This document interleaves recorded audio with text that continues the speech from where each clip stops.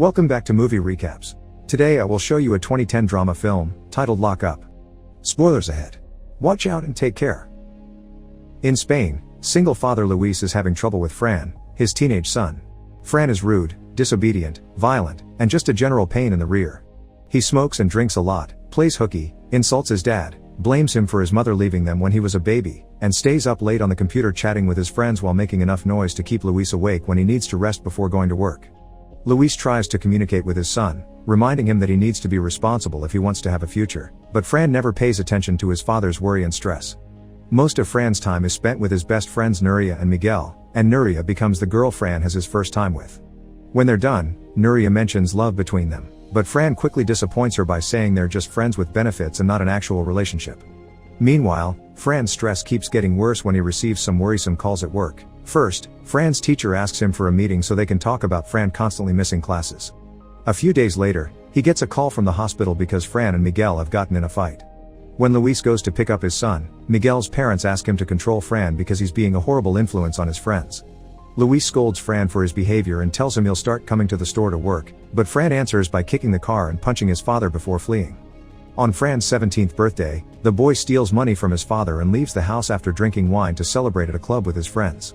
He's having a great time, but the evening puts a bad taste in his mouth when he finds Nuria kissing another guy. Meanwhile, Luis is alone in the house with the cake he had bought for his son. After blowing the candles himself, he decides he's had enough and searches the internet for a solution. This is how he discovers Simca, a correctional center that specializes in rowdy teenagers. Luis watches a bunch of videos where parents share their experiences. They also had sons and daughters that misbehaved and even hit them, but Simca took their little rebels and transformed them into well-mannered, responsible students. Luis only stops watching when he hears Fran come back. The boy is upset and almost goes to his father to talk about it, but in the end, he prefers to go to bed. The next day, Fran goes to a Simca presentation to get a better idea of how they work.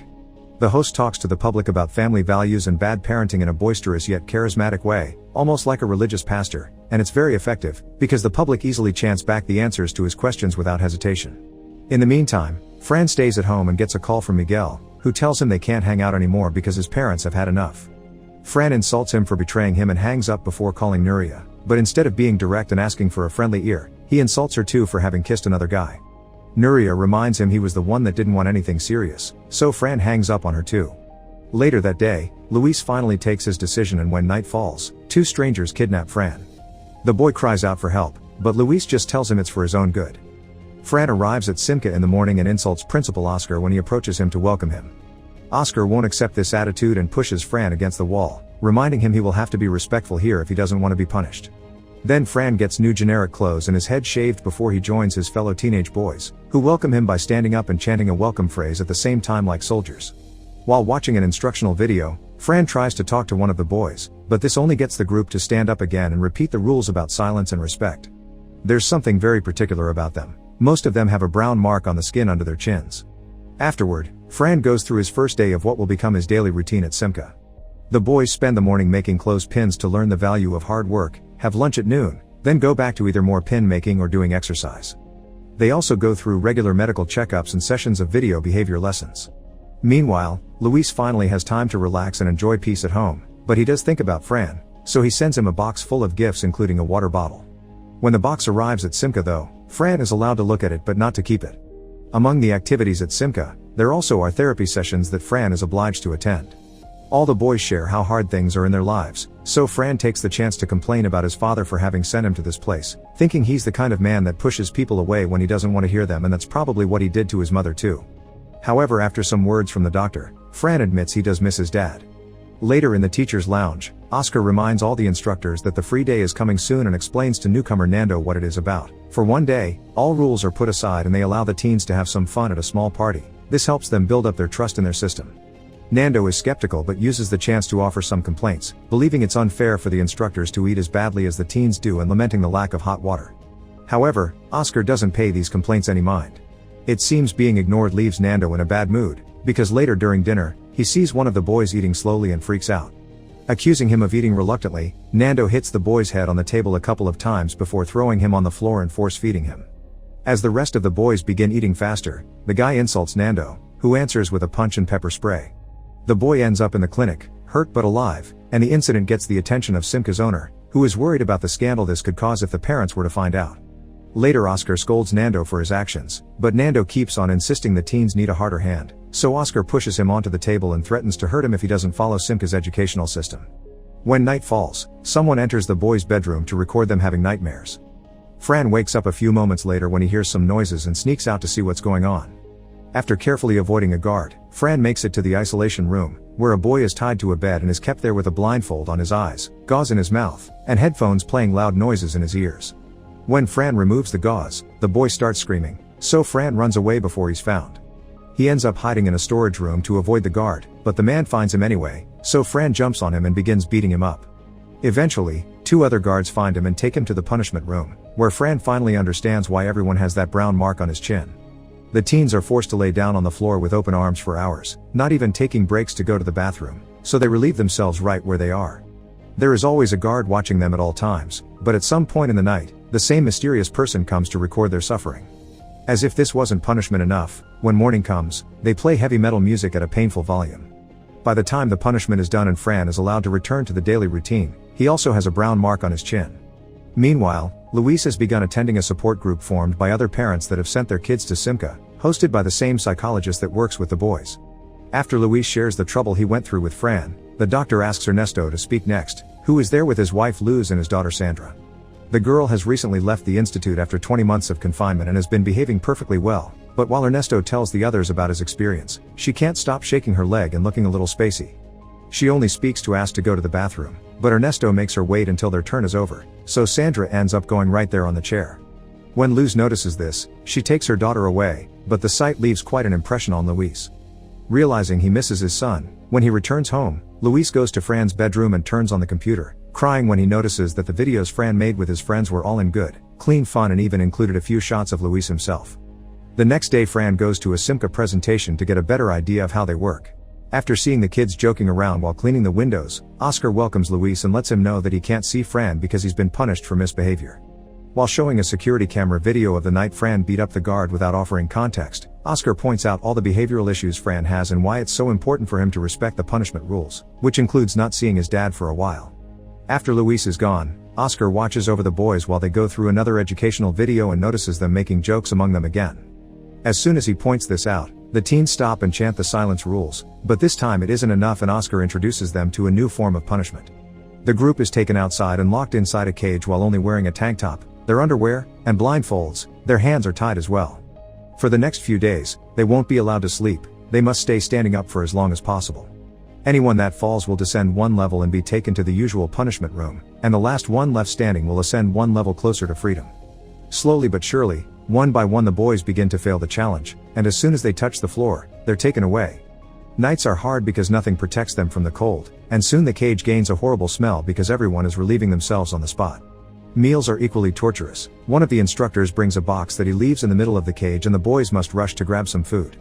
One ration is missing though, and the guy that wasn't quick enough to grab anything is taken away as well.